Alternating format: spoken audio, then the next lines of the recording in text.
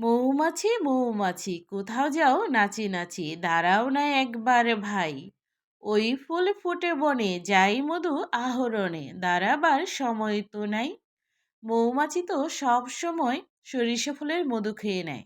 আজ আমি খাবো সরিষা ফুল।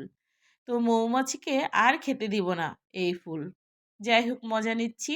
আজকে কিন্তু একটা মজার জিনিস আপনাদের সাথে শেয়ার করতে যাচ্ছি। আর এটা অনেকের কাছে নতুন, আবার অনেকের কাছে পুরাতন এই খাবারটা। তো বিভিন্ন অঞ্চলে থেকে বিভিন্ন অঞ্চলের মানুষের খাবার দাবার শিখেই নিলাম। এখানে মসুরি ডাল নিয়েছি আর পোলাওয়ের চালের খুদ নিয়েছি। চাইলে আপনারা আতপ চালও নিতে পারেন বা চালের গুঁড়াও দিতে পারেন। তো আমি ভিজিয়ে নিচ্ছি। এটা দিলে কি হয়, পকোড়াটা মচমচে হয় আর খেতেও ভীষণ ভালো লাগে। আর এদিকে আমি এক মুঠা সরিষার শাকের মুঠাটা নিয়েছি।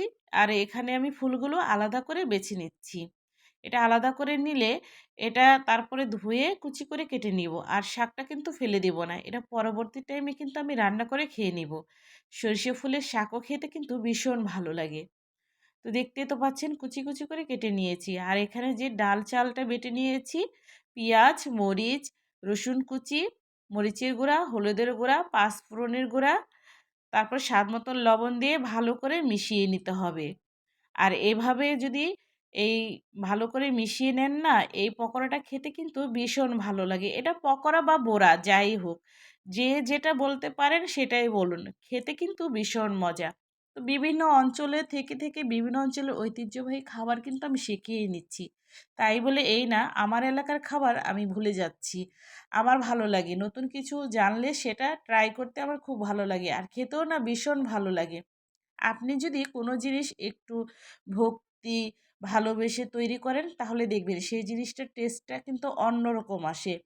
তো প্রথমে ভেবেছিলাম খেতে পারবো না পারবো না, পরে দেখি মাশাল্লাহ খেতে কিন্তু দারুণ হয়েছে, মচমচে একদম পেঁয়াজুর মতন লাগছিল।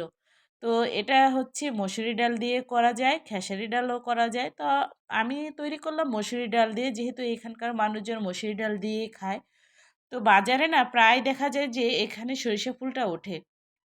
তো আমার বর বলছিল যে তুমি খাবে, এখানকার লোকজন না এটা খায়। তো আমি বলছি আচ্ছা ঠিক আছে নিয়ে আসো, একদিন রান্না করি। তো আমি যেখানে যাই ওইখানকার একটু যাই হোক নতুন কিছু পেলে সেটা কিন্তু আমি রান্না করে নিই বা তৈরি করি। তো আমার কাছে খুব ভালো লাগে। তো আজকের এই রেসিপিটা কেমন হয়েছে সবাই জানাবেন, কমেন্ট করবেন। আর সবাই কিন্তু আমার ভিডিওগুলো শেয়ার করবেন আর দেখবেন, ভালো ভালো কমেন্ট করবেন। আর যারা নতুন তারা অবশ্যই আমার চ্যানেলটি সাবস্ক্রাইব করবেন। সবাই ভালো থাকবেন। আল্লাহ হাফেজ।